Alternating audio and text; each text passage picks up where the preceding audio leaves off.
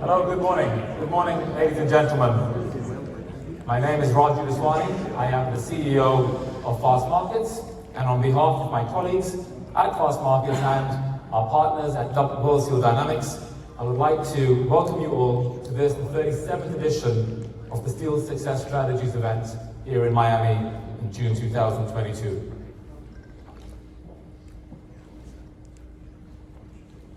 Next slide, please. Thank you. Some points of housekeeping to begin with, though. I would like to draw all your attention to the importance of being aware of the importance of competition laws and that the need for us all to abide by these rules and ensure that at no point during the event, on stage or otherwise, do we engage in any activity that breaches these antitrust rules and competition laws designed to promote global competition. The rules are available for review if needed.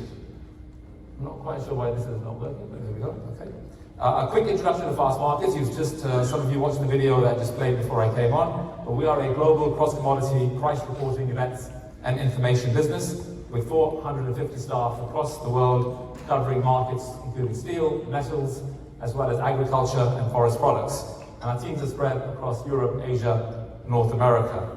I'd also like to take this opportunity to thank all our sponsors for their contribution to the success of this year's event and supporting the conference. I would especially like to single out our platinum sponsors, Liberty Steel and Rayvis, for their support. And each year, Fast Markets runs its annual awards for steel excellence. And this year, I have the great privilege to announce the 2022 winners for each category here during my opening remarks. The first winner for Environmental Responsibility Stewardship is SSAB, while BMO is the Financial Services Provider of the Year, and Reliance Steel and Aluminium was awarded the Service Center of the Year. The award for the Steel Producer of the Year goes to Steel Dynamics, and finally the Technology Provider of the Year went to Rayvis. Next year we'll be reinventing our awards format, and we'll be in touch with all the market participants, disclosing more information. For now, can I ask you to please just join me in a round of applause for all our winners this year. Thank you.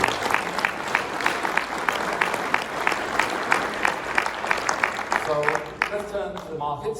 And obviously, for those of us who flew into Miami, we were a bit concerned about the storms that were brewing up around the region.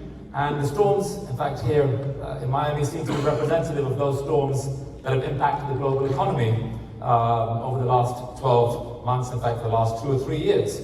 And the economy itself, of course, is still struggling to overcome some of the post-pandemic challenges it has, but the world has moved into a new crisis with a war being waged in Ukraine, causing not only, of course, great senseless loss of life, but also a huge detrimental impact on our global economies. And as I've said, the world is already in a recovery stage post-pandemic, and that had impacted supply chain issues, which also had been contributed to by the trade wars that had been in place, and that's all continued to have an impact, while the Ukraine war has added a new dimension of an energy crisis to the mix. And of course, that has all contributed to the great inflationary pressures that we are subject to at the moment. And add to this other pressures in the market. We're seeing a lot of focus, of course, on the transition to renewable resources, and that in itself creates another set of issues, some positive, many positive, but some also challenging on the supply chain for the steel industry and its related markets. And we're here to address some of these issues, to learn more about these issues, and we're very fortunate at this conference that we'll be able to pose many of these questions about these dramatic shifts in trends, whether these are short-term trends, or whether what we're seeing is a far more structural shift, or permanent shift in the way our markets work. And we will be hearing from some of the most eminent voices in the industry here in Miami this week. And I'd like to take the opportunity to thank all our speakers, but especially our keynote speakers who will be addressing you over the next 2 days, as well as the moderators who will be managing the sessions and the panels. And in a few moments, of course, we will hear from our first keynote speaker, who's Lorenzo Gonzalez, and I'll be passing it on to him very shortly. Before I do that, I'd like to also take an opportunity to share some insights with you from our own team at Fast Markets. And In this chart, what I'm showing you is the relative recent historic price performance of key steel raw materials. This shows steel slab prices relative to busheling and pig iron represented on the slide.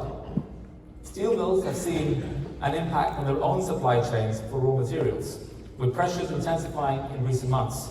And this has led to a need for mills to really reassess their own buying strategies and invest in alternative iron assets to protect margins.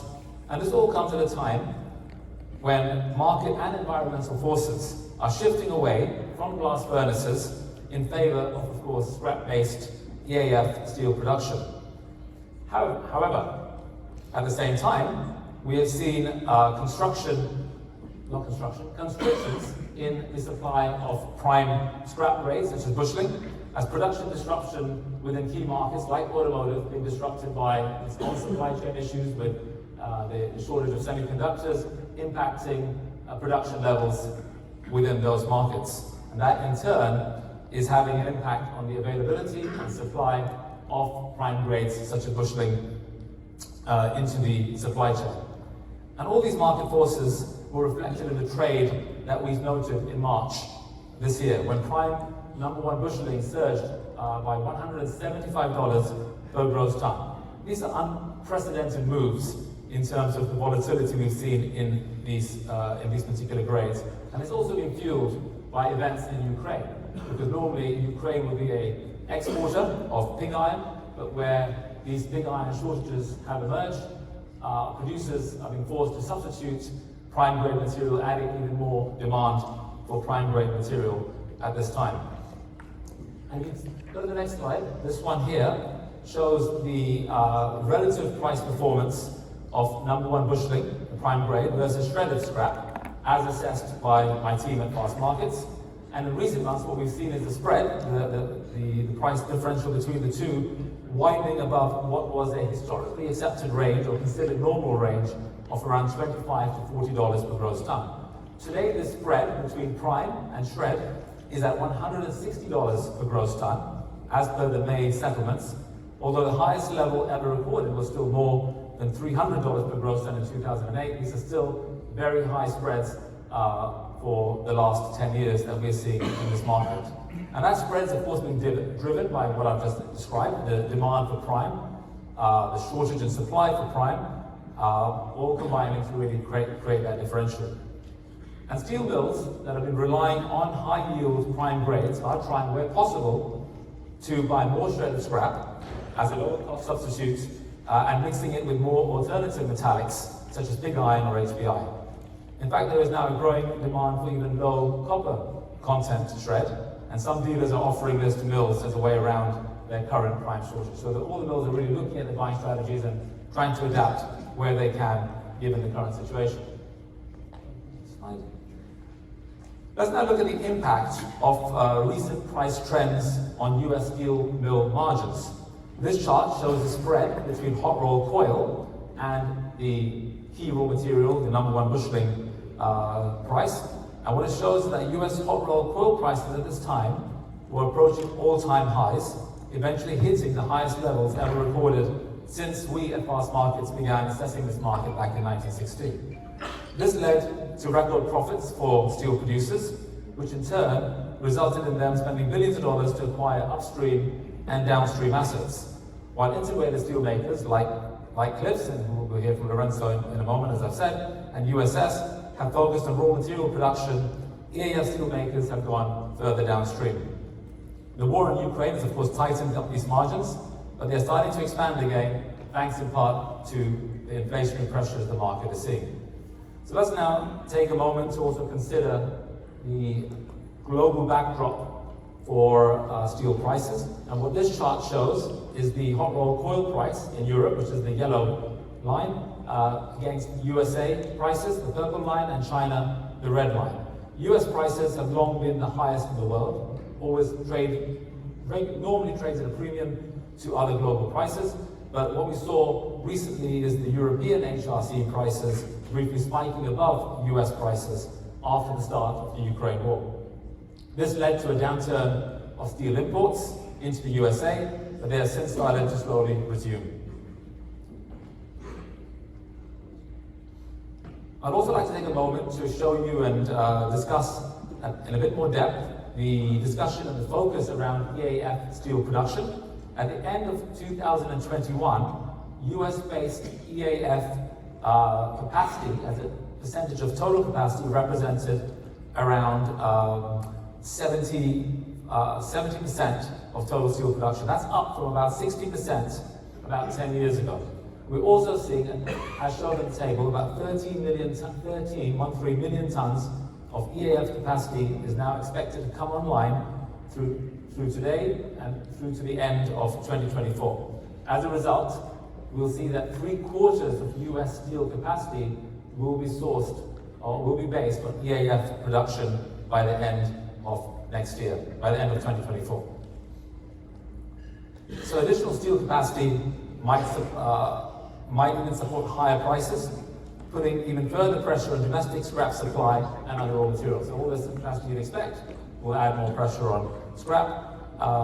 And of course, rethinking and rebuilding supply chains will require billions of dollars in capital investments, more waves of consolidation, and reworking of supply networks, which all undoubtedly will lead to greater price volatility.